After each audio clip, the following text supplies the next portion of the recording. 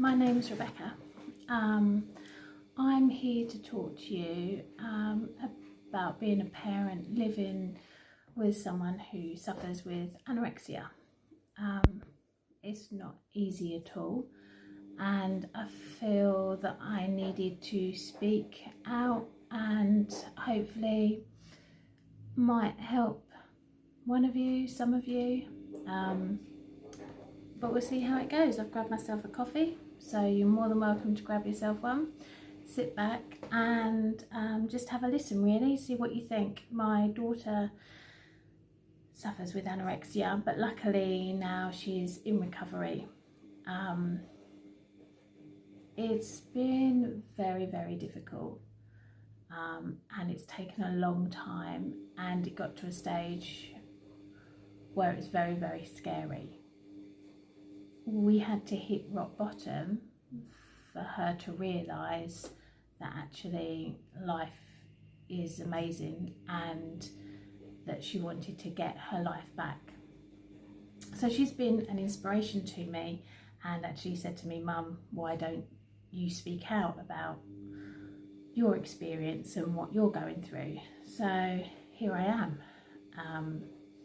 Let's see how we go. I've got some questions that I'm hopefully going to be able to answer and possibly help you along the way. So the first question is, how do parents cope with anorexia? It's very difficult.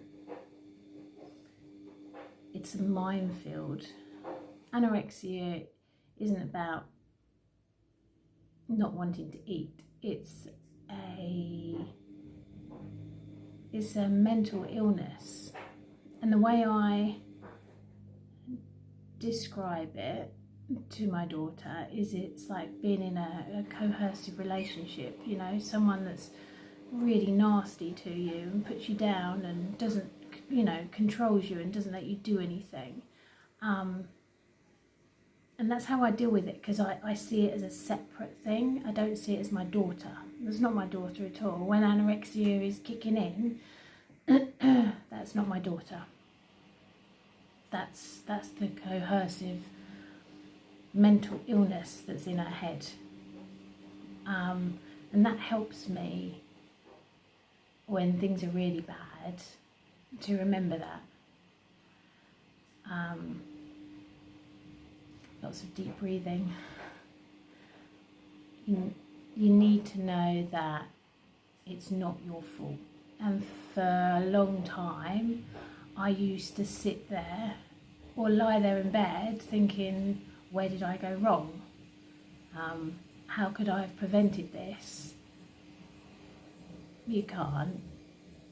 There's nothing you've done wrong for your child to have anorexia. Your child doesn't deserve to have anorexia.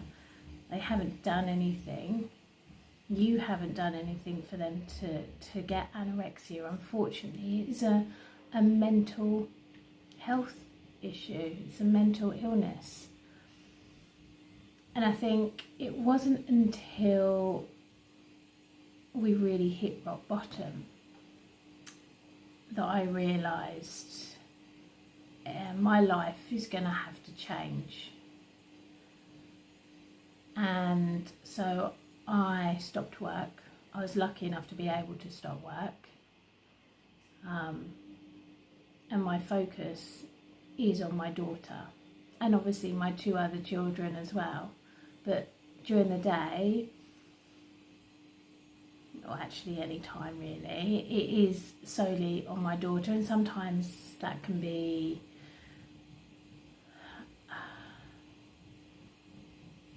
hard on you. But then I think that this isn't going to be forever, that what I'm doing now is helping my child get her life back. And with any parent that goes through this, you'll understand that that is your priority. So how do parents cope with it? Well, you'll cope with it in your own way. You'll find your own strategies. What I will suggest, if you haven't got it already, is a great book which I'll put up on here as well. It's called Anorexia and Other Eating Disorders, How to Help Your Child Eat Well and Be Well. Now, it wasn't until I read that I came to realise that it's not my fault, that this book could actually be written about my child, because everything in there was exactly what was happening. And it's not until you start to understand that mental side that you realise, you know, how complex and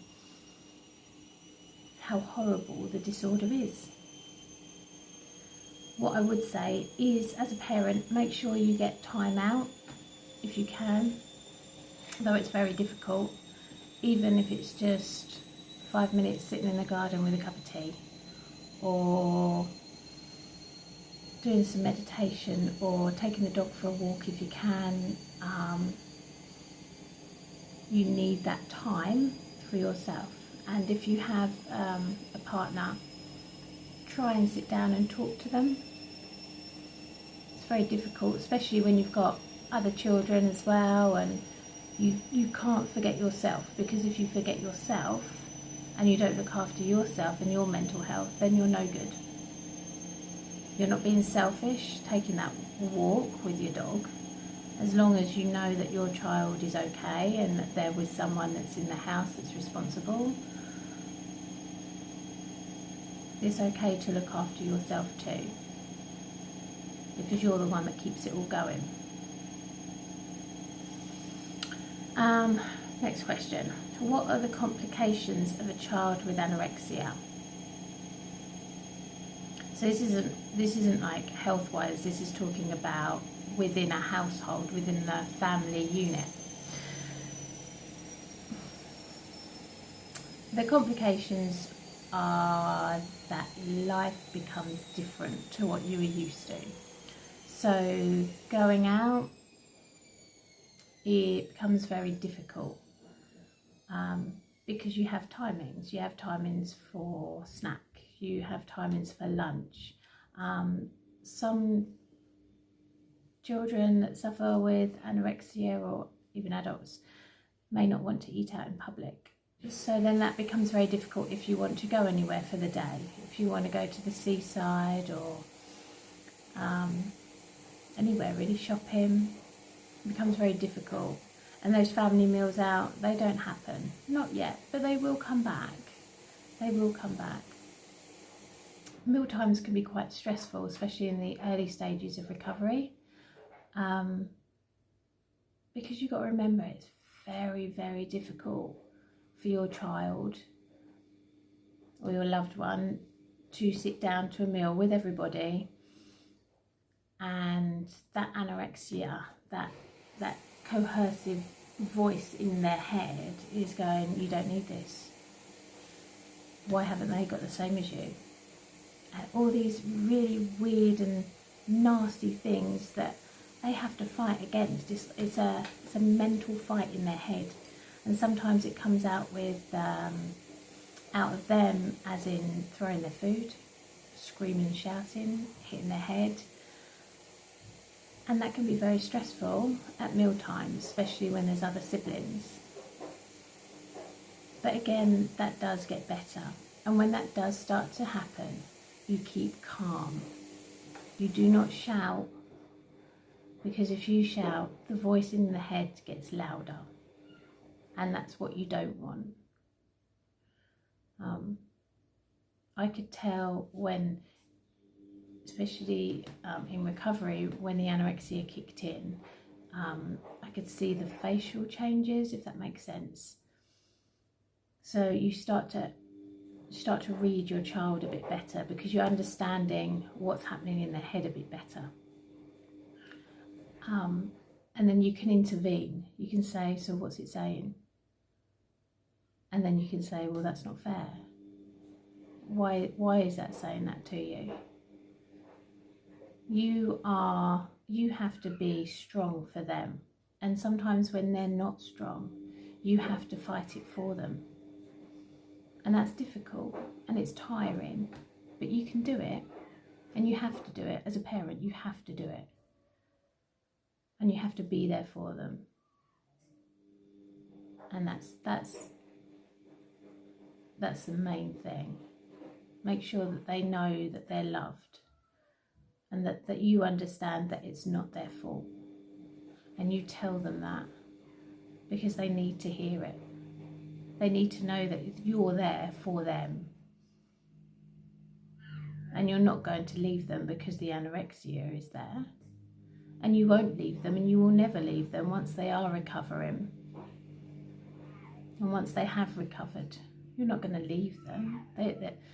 My daughter always says, you know, you're not going to leave me, are you, once I'm better? It's like, why would I do that?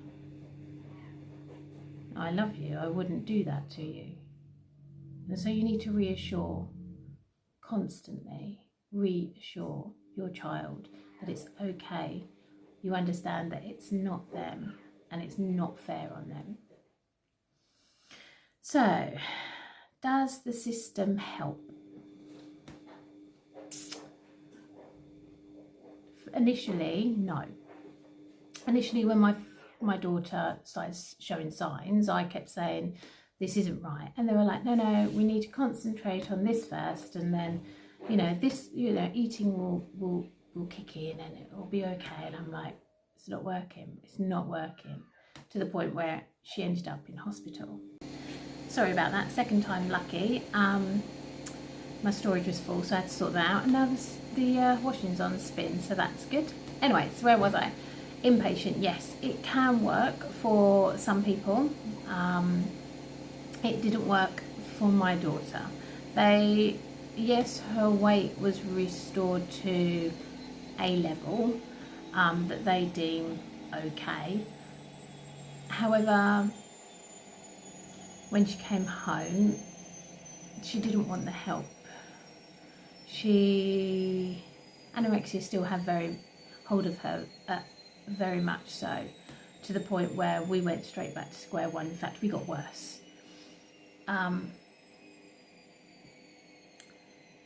It's, once they start putting on weight, that's brilliant, because that means their body is healing, and putting on weight for them is extremely scary, because it's going against everything that the anorexia tells him to.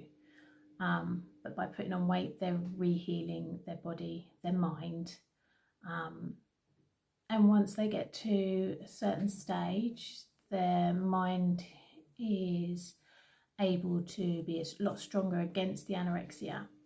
You can talk to your child or the person that's suffering a lot easier about the subjects, and that's when the mental health side kicks in. That's when the psychology side needs to be worked on, because yes, your child, your partner, or whoever has put on the weight, brilliant, but it's a mental issue, and if that mental issue isn't addressed, then you're going nowhere fast, because that anorexia will just come back, and it will come back strong.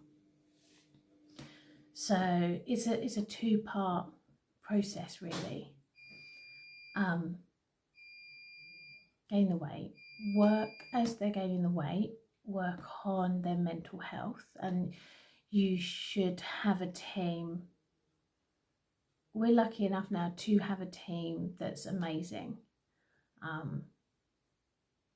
And that's been a long time coming, because the system has suffered. It's suffered with cutbacks. It doesn't have enough staffing. It doesn't have enough funding to sustain the system. The system is shot, but it is getting better, but very slowly. They're slowly getting back the mental health nurses that they need. They're slowly getting the funding that they need to pay these people. And once you do have your team, you keep hold of them and you use them. You use them constantly, because they are the people that know what they're doing.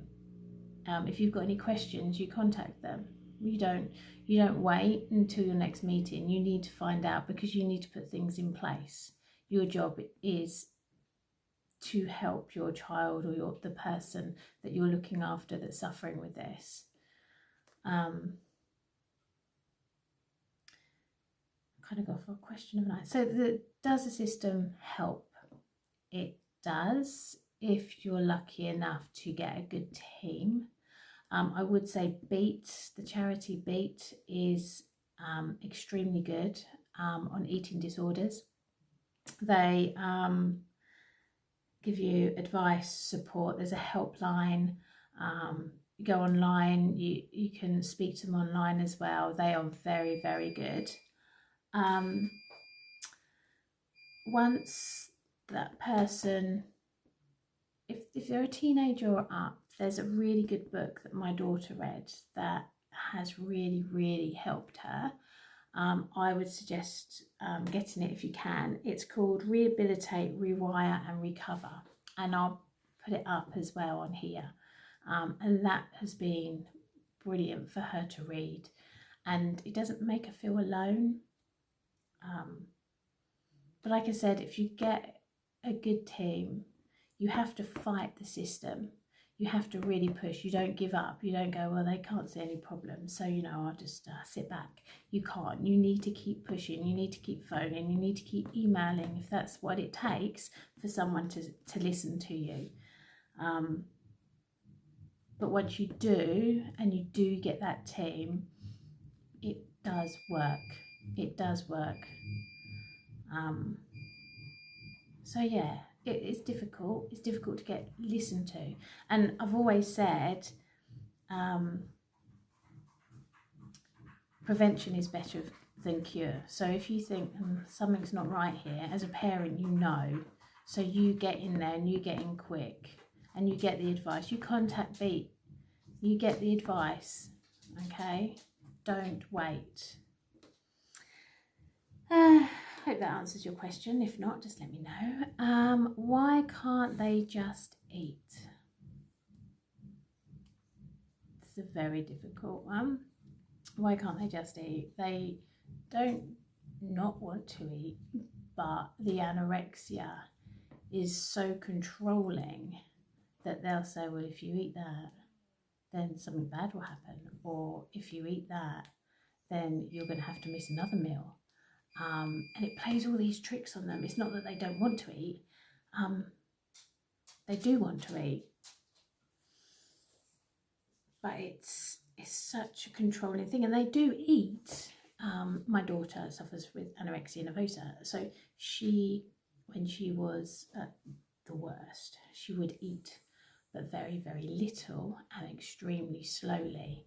And the reason why, we've had this discussion, and I'm sure she won't mind me saying, the reason why is because she ate slow. I mean, it was like 2 hours, She ate slow because she didn't want it to end, because she really was hungry, but it wouldn't let her eat. And that's just so sad. And no one should live like that. So it's not the fact that they don't want to eat. They do want to eat, but this horrible controlling thing in their head won't let them. And it's very, very sad. And it's not until they realise that they do have a problem and they know that they need the help is when you can help them. Because I found, personally, from my personal experience, I tried to help, but it was like I was hitting a brick wall. That anorexia was so strong in her head that I wasn't getting through. But it wasn't until we hit that rock bottom that she found that strength, which is amazing, to go, this is not what I want out of life. This is not how I want to be. And all of a sudden she started to listen. And now in recovery, she's listening to her body, which is so important. So to answer your question, why can't they just eat? It's because the anorexia is not letting them. It's so powerful, so controlling, that it won't let them. But yet they really, really do want to. and that's a very, very difficult one. In the book that I suggested, the anorexia and other eating disorders, that would answer quite a few of your questions, and hopefully will get you to understand a little bit more of how it all works. Did you do something wrong? Well, I said about this earlier. As a parent, sorry, that's your first thought. What did I do wrong? Where did I go? What did I miss? Where did I go wrong? Why didn't I see this? It's not your fault. And I want you to know that it is definitely not your fault. There is nothing you could have done to prevent this. And the sooner you come to realise that, this weight slightly lifts off your shoulders.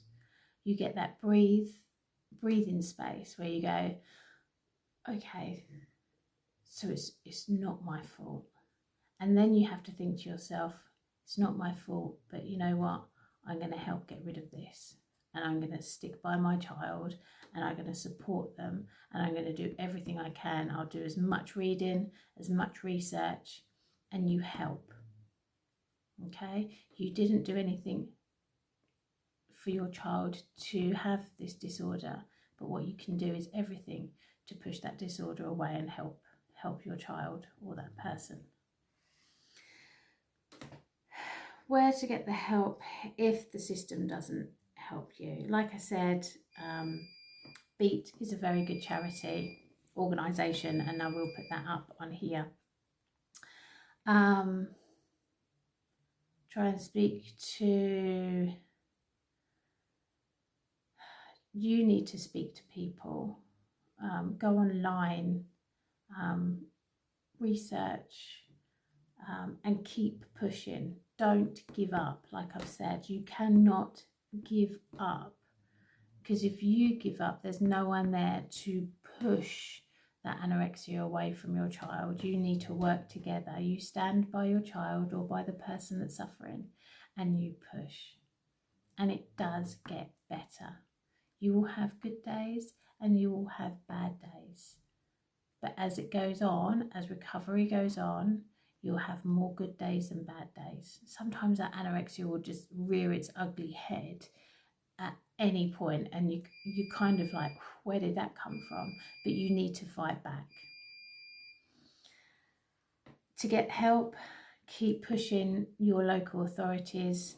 Contact Beat, they will help you so much. Read as much as you can, get as much information in as you can. That will help you.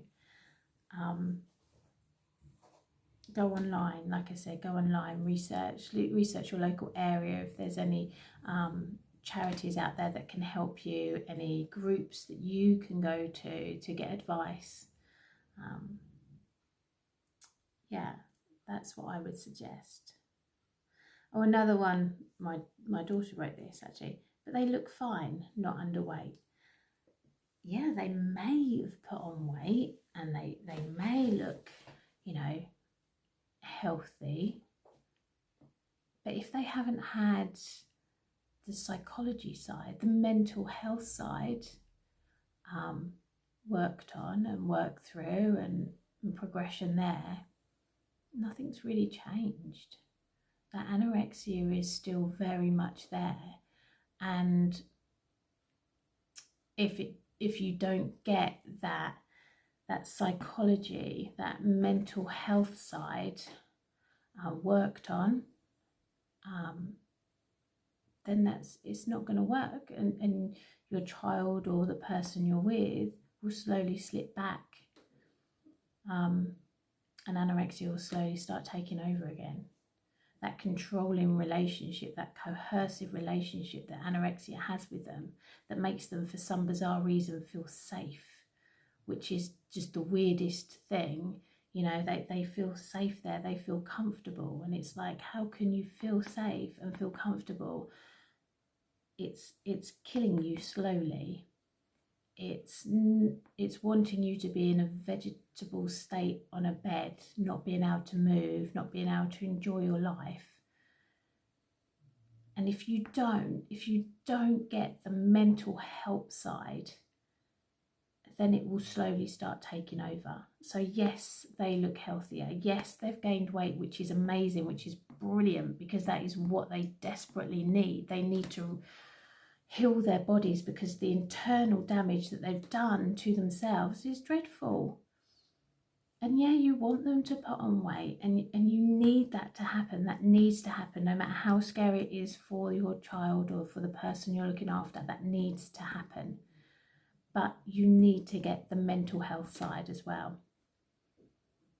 because only then is the recovery moving forward. If you don't get that mental health side, you'll be stuck. That person will be stuck, and that's not fair. All that hard work. So you need to push for help. Don't give up. Read the books that I've suggested. Contact Beat. Contact your local authorities. Look for events that are happening, local charities, local drop-in centres that deal with eating disorders. Speak to them. Keep pushing. So, I hope I have answered the questions okay. A little bit mixed probably, but I want you to know that you're not alone. And you must remember that. There's so many people in exactly the same position,